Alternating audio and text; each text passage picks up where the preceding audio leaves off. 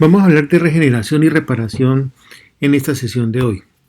Lo primero que tenemos que saber es que cuando ocurre una injuria, siempre va a generarse una respuesta celular, adaptación, que ya lo vimos, y una serie de cambios también celulares diferentes a los de las células afectadas que ya vimos en la clase de adaptación y cambios vasculares. Y dependiendo de si el estímulo injuriante es removido o este persiste, van a haber diferentes tipos de respuestas en los tejidos. Por ejemplo, si logramos remover el estímulo, ocurre lo que llamamos una injuria aguda, entonces vamos a poder tener eventos de tipo regenerativo o de cicatrización. Por el contrario, si el daño al tejido persiste, lo que vamos a tener son eventos de fibrosis. Entonces, por ejemplo, en el caso de que un órgano sufre un daño, vamos a tener con algún grado de limitación regeneración. Cuando heridas superficiales ocurren, vamos a tener regeneración. Cuando tenemos cambios por heridas profundas o por un infarto al miocardio, por ejemplo, no vamos a regenerar tejidos, lo que vamos a tener es cicatrización. Es decir, formación de una cicatriz. Y cuando tenemos un estímulo dañino que persiste, lo que va a ocurrir es una fibrosis.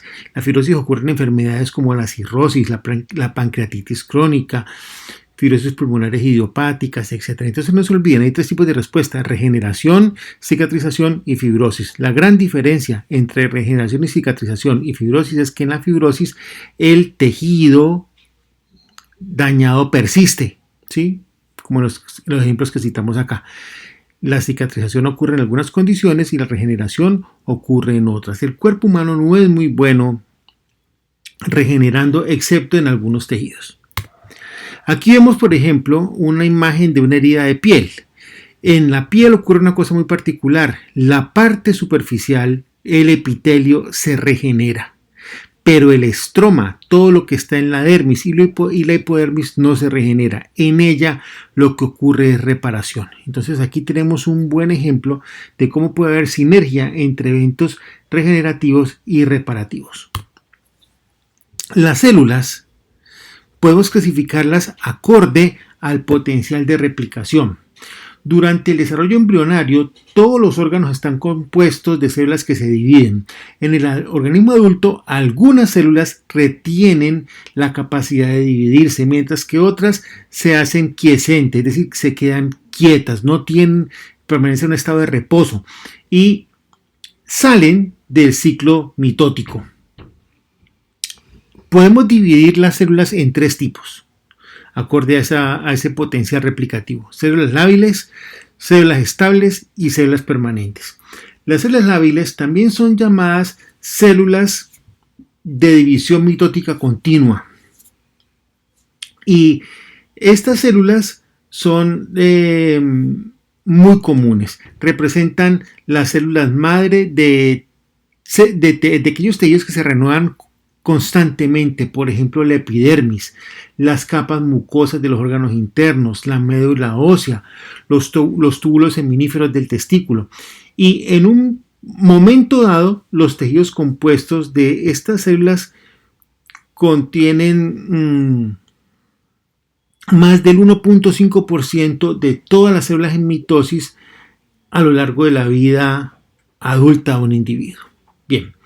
Las células estables también son llamadas células mitóticas facultativas. Estas células permanecen por definición arrestadas en la fase G0 del ciclo celular. Y ellas pueden entrar en un ciclo mitótico bajo ciertas circunstancias y dividirse en dos células hijas. Este tipo de células las encontramos en algunos órganos que tienen capacidad de regenerarse y compensar la pérdida del parénquima por células neoformadas equivalentes. Estas son muy frecuentes, por ejemplo, en órganos como el hígado, los riñones, órganos endocrinos, células endoteliales, fibroblastos y algunas células del tejido conectivo, que se clasifican como células estables. Bien. Las células permanentes son aquellas que llamamos células sin capacidad de división o células postmitóticas. Estas células, como el nombre lo dice, son permanentes y no pueden reentrar en el ciclo mitótico. Esas células no pueden ser reemplazadas y una injuria de estas células usualmente es reparada reemplazando esas células por células que no pueden realizar una función específica. Por ejemplo, cuando muere una célula de esas se reemplaza por un fibroblasto, por ejemplo, ¿sí? O por fibras de colágeno o fibras o tejido fibroso. Es decir, no son reemplazables. Ejemplos de órganos llenos de estas células: cerebro y corazón. Son los prototipos de órganos compuestos de células permanentes.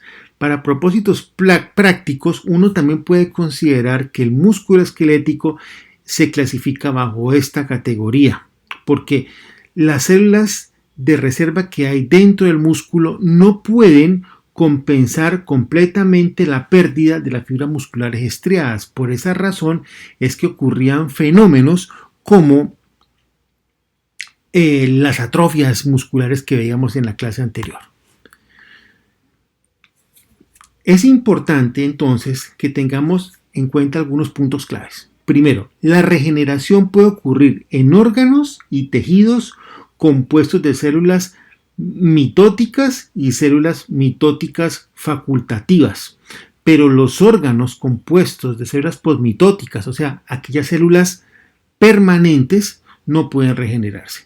Segundo concepto clave: la cicatrización de una herida es el mejor prototipo de reparación en el cual una cosa que veremos más adelante llamado tejido de granulación juega un rol crucial. Y tercer concepto clave: componentes cruciales de la cicatrización de una herida son células como los fibroblastos, macrófagos, angioblastos y obviamente sus productos, incluidos las células de la matriz extracelular. Muy bien, hablemos de quiescencia. ¿Qué es quiescencia? Bien, es aquella fase en la cual la célula no está en división, por lo cual se encuentra por fuera del ciclo celular, es decir, está en la fase G0, como ustedes ven aquí. El prototipo de esas células son las neuronas. Y la inducción de una división celular en este tipo de células involucra una secuencia de eventos que incluye varios pasos, como por ejemplo ligarse un factor de crecimiento al receptor de membrana plasmático, activar un receptor que tenga actividad de la tirosina quinasa, transmisión de señales a través de vías metabólicas y segundos mensajeros como los iones de calcio, activación de factores de transcripción nucleares, y una vez todos estos hechos han ocurrido, esas células pueden entrar a la división celular. Como son tantos fenómenos y es difícil que ellos ocurran, estas células suelen permanecer en estado quiescente, es decir, no se dividen y salvo situaciones muy puntuales logran la división. Por lo general, estas células se dividen hasta cierta etapa de la vida, ¿sí? En la vida embrionaria, en la vida fetal y en algunos casos hasta ciertos años de la vida postnatal hay alguna actividad de estas células. Posteriormente ya no hay nada que hacer y se quedan en condición de quiescencia el resto de la vida. Aprovechemos esta gráfica para recordar las fases del ciclo celular. El ciclo celular en general tiene 4 fases, ¿sí? Que la podemos sintetizar de la siguiente manera. La fase G1 es la fase presintética, la fase S o fase sintética, la fase G2 o postsintética y la fase M o fase mitótica. Recuerden que en la fase G1 es cuando se prepara el material que se va a dividir. En la fase S el material que se va a dividir se sintetiza. En la fase G2 se revisa que el material haya quedado bien copiado y en la M se divide, se copia. Y si queda mal copiado, pasa a apoptosis, como vimos en la clase final, y esa célula que quedó mal hecha se elimina. Muy bien. Recuerden que las células de tipo mitótico, es decir, aquellas células que conocemos como células lábiles, pero células permanentes, permanecen en la fase G0. Y la entrada al ciclo mitótico y la progresión del ciclo celular de estas células depende de una cantidad de factores, principalmente las quinasas. ¿Sí? Las quinasas tienen una función muy importante en el ciclo celular de estas células.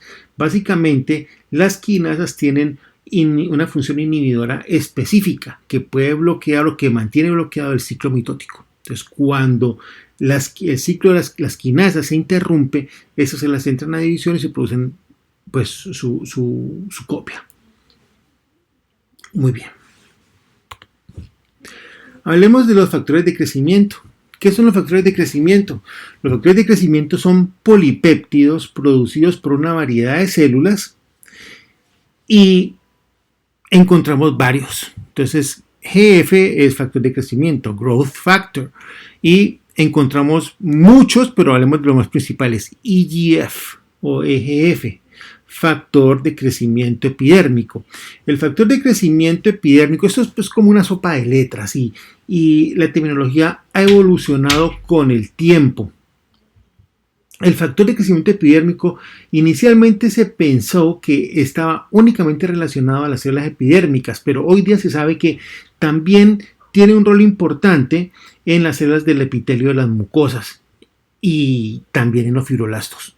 Bien, entonces EGF o EGF, factor de crecimiento epidérmico. Otro, PDGF, PDGF, es el factor de crecimiento relacionado a las plaquetas.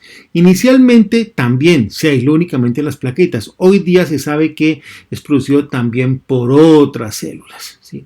Hay otro factor de crecimiento importante, el VEGF, el factor de crecimiento endotelial vascular, que es muy importante en un proceso de reparación que veremos más adelante llamado angiogénesis.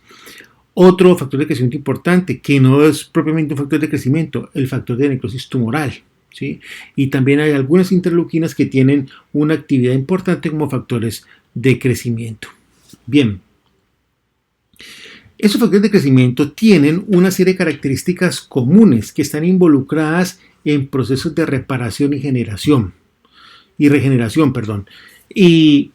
los factores de crecimiento hay que tener en cuenta que son un grupo heterogéneo de polipéptidos que sin embargo comparten algunas características comunes. Primera de ellas, receptores. Los receptores son útiles para actuar sobre las células. Los factores de crecimiento actúan sobre receptores en las células. Algunos receptores son ubicuos, mientras que otros son encontrados en solamente algunas células. Ubicuo significa que lo tienen todas las células, mientras que otros factores están solamente en algunas células. Por ejemplo, el PDGF actúa en numerosas células mesenquimales, mientras que el VEGF actúa solamente sobre las células endoteliales. Entonces, uno puede decir que el PDGF o PDGF es ubicuo, mientras que el VEGF o VEGF es de tipo selectivo. También hay que tener en cuenta que algunos factores de crecimiento actúan sobre el mismo receptor. Por ejemplo, el factor de crecimiento epidérmico EGF y el factor de necrosis tumoral alfa actúan en el mismo receptor. Bien. Otra característica común de los factores de crecimiento es el pleiotropismo. Y es importante tener en cuenta que aunque los factores de crecimiento se les llama factores de crecimiento, la mayor parte de los factores de crecimiento no solo estimulan la división celular, sino que también median o tienen una relación a otros procesos celulares como la síntesis y secreción de colágeno, secreción de fibronectina y secreción de otras proteínas, así como migración de las células. Y otra característica importante de los factores de crecimiento es que tienen una particularidad llamada redundancia.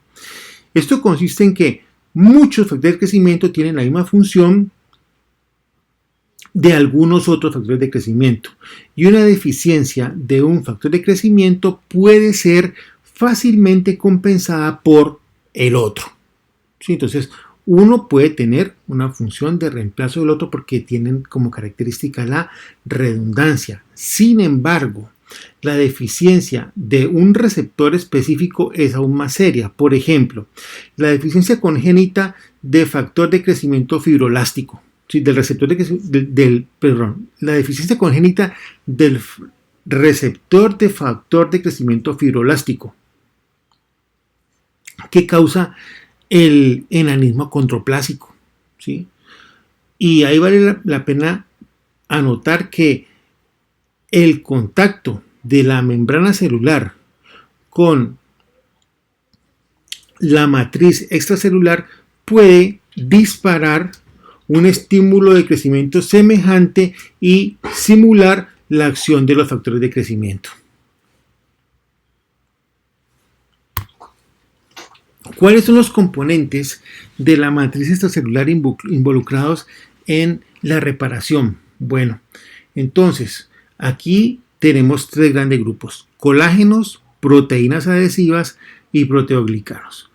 El grupo de los colágenos incluye 19 proteínas fibrilares y no fibrilares. Las más importantes: colágeno 1, colágeno 3 y colágeno 4. El colágeno 1 es la proteína estructural más abundante. Este es el principal componente de los tejidos conectivos, tendones y huesos, y también lo encontramos en la mayor parte de los órganos. El colágeno 3 lo encontramos de manera abundante en órganos y en vasos sanguíneos, y es muy abundante en tejidos fetales. Juega un rol fundamental en la cicatrización o reparación de heridas, y por lo general es el primer tipo de colágeno que es producido por los fibroblastos. El colágeno tipo 4 es un tipo de colágeno de características no fibrilares que lo encontramos en la membrana basal, separando compartimientos tisulares uno del otro. Lo encontramos también en los vasos sanguíneos, que sobre todo en los espacios pericelulares, y lo encontramos rodeando células de músculo liso. En cuanto a las proteínas adhesivas, encontramos a la fibronectina. Esta glicoproteína suele unirse a otras moléculas de la matriz extracelular y las células, y sirve como parte del andamiaje del tejido reparativo. Es decir, la fibronectina ayuda a mantener junto el tejido, ayuda a conectar los tejidos. Otra proteína adhesiva importante es la laminina. Esta es una glicoproteína que tiene un componente integral, o que es un componente integral de las membranas basales, y también sirve como una sustancia adhesiva a las células de músculo estriado y músculo liso. Por lo tanto, la laminina tiene una función sumamente importante. El tercer componente importante involucrado en la reparación son los proteoglicanos.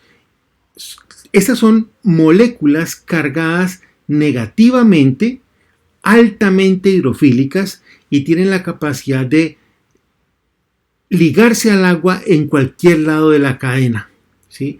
Lo cual las hace extenderse a través de los espacios intercelulares y al mismo tiempo servir como una especie de pegante intersticial que junta todos los elementos. Entonces, ahí hablamos de los elementos de la matriz extracelular involucrados: más frecuente reparación, colágenos, proteínas adhesivas y proteoglicanos. El tejido de granulación es un tejido que aparece durante las fases reparativas, y el término fue acuñado por cirujanos de la antigüedad, ¿sí? Porque consistía en un tejido, en efecto, granular, como ustedes pueden ver ahí en la imagen, de color rojizo, que llenan las heridas que no han cicatrizado aún. Con el advenimiento del microscopio, entonces, fue posible descubrir que el tejido de granulación ocurría en todas las heridas durante el proceso de reparación, y también puede ocurrir en fases de inflamación crónica, como lo vemos en la clase de inflamación. El tejido de granulación está compuesto de fibroblastos rodeados por abundante matriz extracelular, vasos sanguíneos neoformados, macrófagos dispersos y células inflamatorias. Entonces, a grandes rasgos, ¿de qué está compuesto el tejido de granulación? Está compuesto de fibroblastos, matriz extracelular, vasos neoformados o neovasos, macrófagos y células inflamatorias. Principalmente linfocitos, aunque puede haber también neutrófilos. Muy bien. Los angioblastos. ¿Qué son los angioblastos? Los angioblastos son células del tejido conectivo que forman vasos nuevos, forman neovasos. La angiogénesis es promovida por factores de crecimiento que actúan sobre células llamadas angioblastos, es decir, células precursoras de vasos sanguíneos. Como dije hace un momento, los factores de crecimiento tienen características de redundancia, es decir, varios factores de crecimiento pueden estimular a los angioblastos, aunque los angioblastos tienen una función, tienen un factor de crecimiento propio, que es el VEGF, factor de crecimiento vascular endotelial. ¿Listo? Entonces, no se olviden de eso. Los angioblastos son fundamentales para que ocurra un proceso llamado angiogénesis. La angiogénesis es lo que permite la formación de canales vasculares nuevos o nuevos vasos sanguíneos que van a ser fundamentales para la reparación. Para que una reparación ocurra debe haber angiogénesis. En pocas palabras, uno puede sintetizar todo este proceso diciendo que la piedra angular, el factor clave para que un tejido repare es la angiogénesis, la formación de nuevos vasos. Y esos nuevos vasos se forman a partir de angioblastos que proliferan ante el estímulo de factor de crecimiento endotelial vascular. Recuerden, si no hay angiogénesis, la cicatrización del individuo es muy pobre, es de pobre calidad o simplemente no existe, no tiene lugar. Entonces, angiogénesis es un criterio muy importante, recuerden. Esa es la razón por la cual los ancianos, en los cuales la producción de esos factores de crecimiento vascular endotelial disminuye, cicatrizan con pobre calidad. Y es la razón por la cual los diabéticos cicatrizan con pobre calidad. Entonces, no se olviden, la angiogénesis es un paso fundamental para que un tejido repare. Vemos los puntos de Auspitz, esos puntos sangrantes que aparecen durante un proceso cicatricial. Bien, esos puntos de Auspitz nos indican que una herida que está cicatrizando tiene una formación vascular activa, tiene una angiogénesis, una neoformación de vasos activa. Bien, los miofibroblastos son importantísimas en la reparación. Los miofibroblastos tienen propiedades híbridas de los fibroblastos y las células de músculo liso. En pocas palabras, esas células pueden producir colágeno y otras proteínas de la matriz extracelular y al mismo tiempo tienen capacidad contráctil. Los miofibroblastos los encontramos abundantemente en el tejido de granulación y son importantes en la fase de contracción de las heridas y ayudan a prevenir una cosa que se llama dehiscencia de herida. Una dehiscencia de herida es cuando una herida se abre, ¿sí? Ya estaba cerrando y se abre. Entonces, no se olviden, miofibroblastos tienen una importante función, evitan que la herida se vuelva a abrir y ayudan a que la herida se contraiga. Tienen un rol fundamental para el cierre de la herida. Bien, respecto a los macrófagos, ¿qué hacen los macrófagos en la reparación? Tienen 4 funciones importantes. Primera, depuración o limpieza de detritos celulares. En las primeras etapas de la cicatrización de una herida, los macrófagos fagocitan los restos celulares de la inflamación y ayudan a los neutrófilos a limpiar todo el campo inflamatorio. Segunda función, reclutamiento de otras células. Recuerden, los macrófagos reclutan o llaman otras células y son esenciales para que lleguen a reparar el tejido de los fibroblastos y los angioblastos. Tercera función, estimulación de la producción matricial. Los macrófagos son una potente fuente o una poderosa fuente de factores de crecimiento e interleuquinas que estimulan inflamación, fibroblastos, angioblastos a producir matriz extracelular. Y finalmente, la remodelación. Los macrófagos remodelan la cicatriz. Los macrófagos secretan colagenasas, estromielosina y otras enzimas líticas que degradan colágeno y otros componentes de la matriz, por lo tanto reestructuran el campo reparativo enteramente, y al mismo tiempo, así como los fibroblastos, los macrófagos secretan inhibidores de tejido. Por ejemplo, esas metaloproteínas, esas inhibidoras de tejido, las cuales contrarrestan la acción de las enzimas líticas y ayudan a que la cicatriz, se remodele de una manera regulada. Entonces, 4 funciones importantes de los macrófagos durante la reparación. Ahora,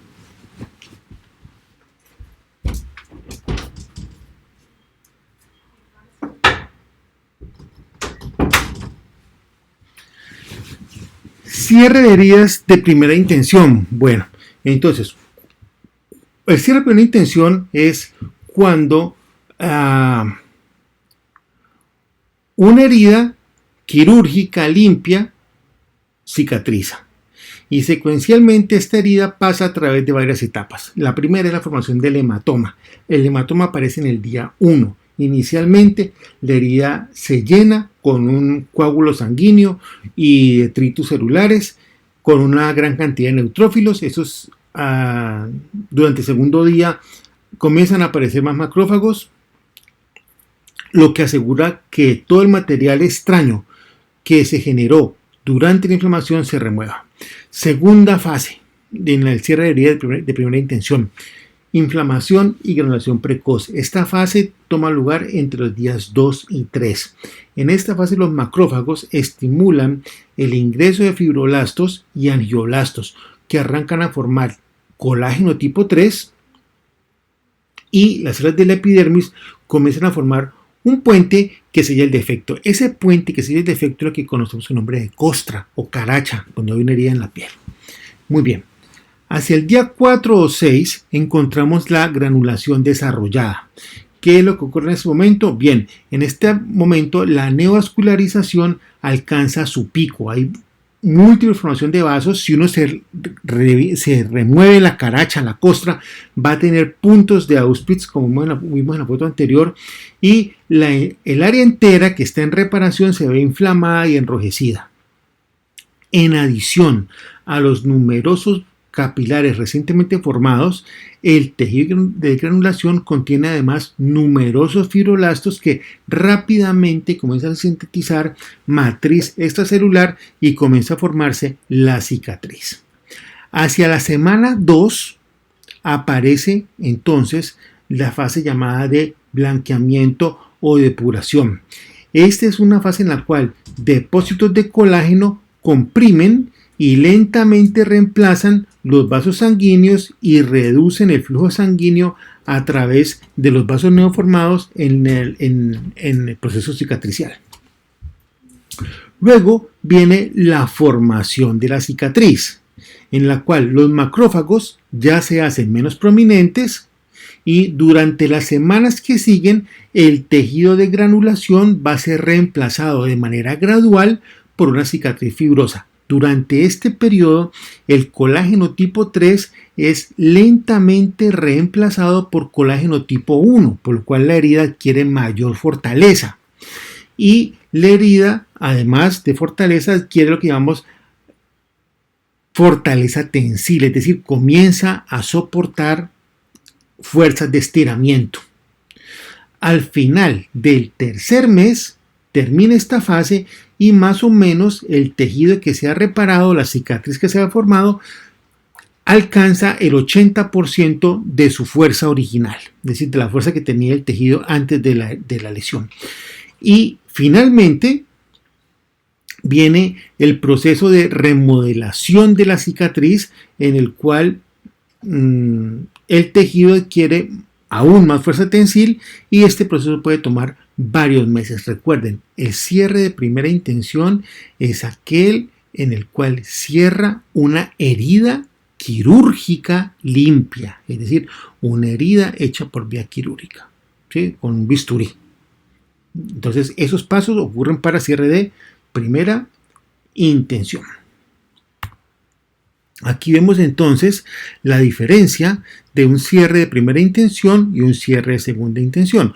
Un cierre de primera intención es un cierre en que va a ser mucho mejor formado, la costra va a ser menor si ustedes comparan primera y segunda, el reclutamiento de neutrófilos va a ser mucho mayor, por lo tanto la inflamación va a ayudar a que esto progrese más rápido. La neoformación de vasos es mucho mayor en la segunda intención que en la primera intención, y la cicatriz y la contracción de la herida va a ser mucho mayor en el cierre de segunda intención que en el cierre de primera intención. Ustedes ven como muchas veces la cicatriz se deprime porque hay una contracción excesiva. Entonces, desde todo punto de vista, el cierre de primera intención es mucho más cosmético, es mucho más estético, es mucho más rápido y es mucho más adecuado que el cierre de segunda intención. Esa es la razón por la cual los médicos suturamos. Si no, pues dejemos que las heridas cerren solas. No, uno hace un cierre de primera intención para obtener mejores resultados estéticos o cosméticos y de resistencia de la cicatriz. Aquí vemos un buen ejemplo de lo que llamamos una cicatriz hipertrófica. ¿Qué es una cicatriz hipertrófica?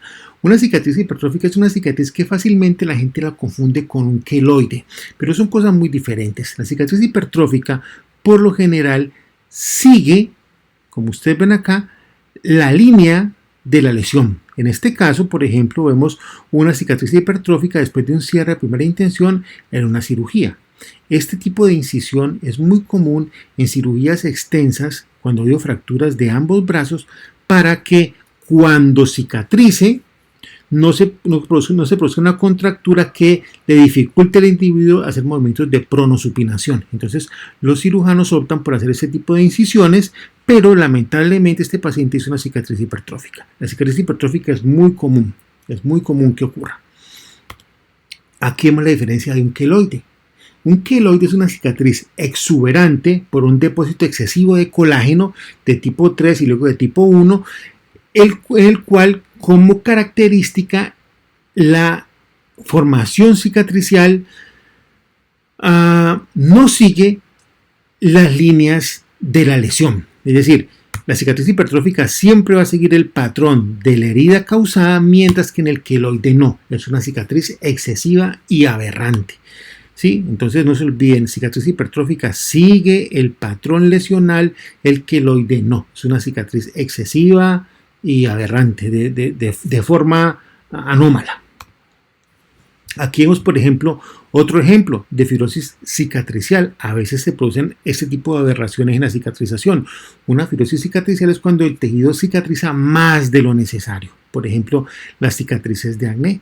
¿Sí? Entonces se produce una cierre por segunda intención, hay una contracción excesiva de la herida, de la cicatriz, y entonces se producen esta especie de orificios típicos de lesiones de acné cuando se rompen estructuras agnetiformes que generan inflamación y gran daño subcutáneo. Esto es una contracción cicatricial. Una contracción cicatricial es cuando hay una cicatrización tan excesiva que afecta la anatomía normal del individuo, llevando a aberración en el movimiento muscular y muchas veces en la disposición de los grupos musculares, como ustedes ven aquí. Entonces, contracción cicatricial es otra anomalía cicatricial. ¿Qué heridas entonces cierran por segunda intención? Pues heridas grandes, con gran solución de continuidad de la piel, y aquellas que se infectan o contienen material extraño, cuerpos extraños, ¿sí? Ese tipo de heridas deben dejar de cerrar por segunda intención. Bien, aquí tenemos entonces las tres fases de la reparación. La primera fase, la fase inflamatoria, debe terminar más o menos hacia el día sexto. Luego viene la fase proliferativa y luego viene la fase de maduración. Como ustedes ven, a partir del segundo día hay un depósito progresivo del colágeno que lleva a la formación de la matriz colágena con la contracción de la herida y todos los fenómenos de reepitelización, angiogénesis, formación de tejido de granulación y formación de la matriz celular provisional de la que ya hemos hablado en las diapositivas anteriores. Te recuerden 3 fases iniciales: inflamación, proliferación y maduración. Recuerden que una cicatriz termina de madurar entre 3 a 12 meses después de que cierra la herida. Recuerden que antes de la inflamación deben ocurrir 2 fenómenos. Primero, la formación del coágulo y segundo, el fenómeno de tipo quimiotáctico. Las fracturas. Bueno, la reparación de fracturas también es importante. Cuando se rompe un hueso, entonces, normalmente lo primero que ocurre es un sangrado.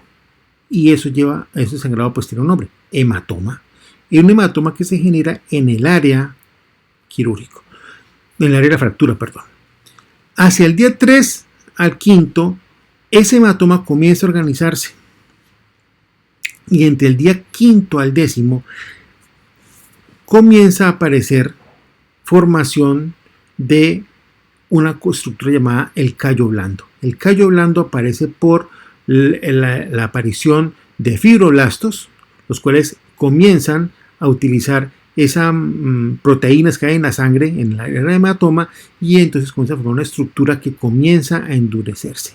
Día 5 al 10.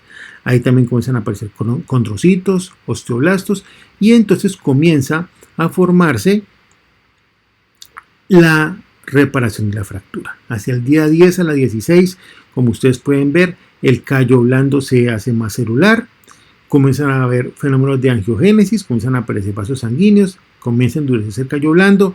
Hacia el día 16 al 21, el callo blando se endurece, ese colágeno es utilizado por los osteoblastos y comienza a formarse lo que llamamos el callo duro o hueso secundario, el cual ya comienza a darle cierre a la fractura, y entre el día 21 al 35 la herida está prácticamente cerrada y ya el callo duro desaparece y comienza a formarse el hueso remodelado. Esta es la razón por la cual cuando a uno le colocan un yeso, por lo general se lo retiran en los 30 días, porque ya a los 30 días se supone que el callo duro debe haberse formado. No obstante, cuando uno envejece, la formación del callo óseo es más lento, ¿sí? A veces ni se forma, dependiendo de la edad. Entonces, personas de edad avanzada tienen dificultades reparando las fracturas.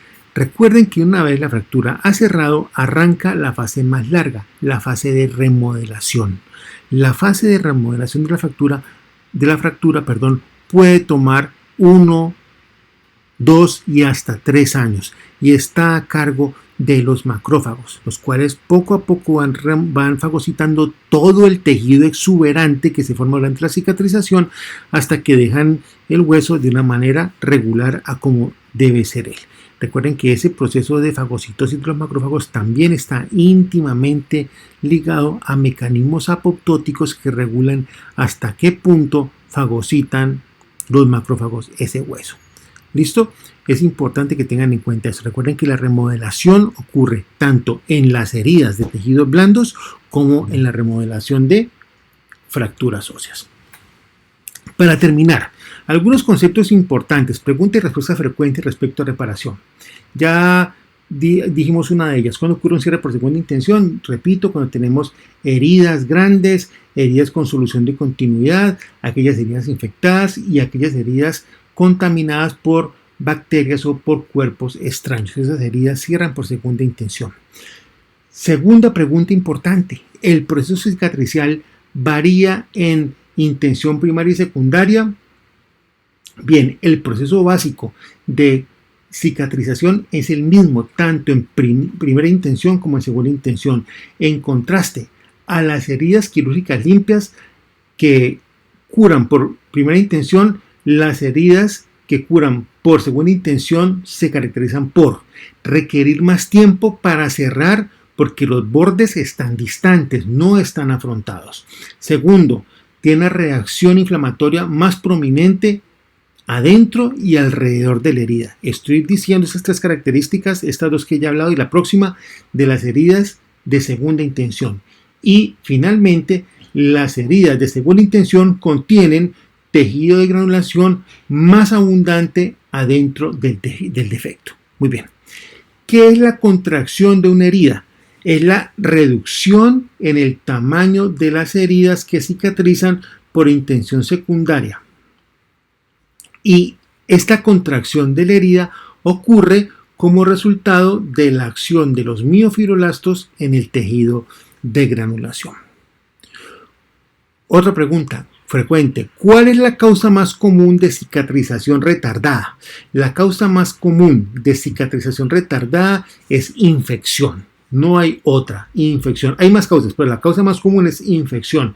Otras causas: cuerpos extraños, factores mecánicos, deficiencias nutricionales, por ejemplo, deficiencias de proteínas o deficiencias de vitamina C, e excesos de corticosteroides también pueden jugar un rol clave, pero la causa número uno de retraso cicatricial es la infección. Otra pregunta: ¿qué es la dehiscencia de una herida?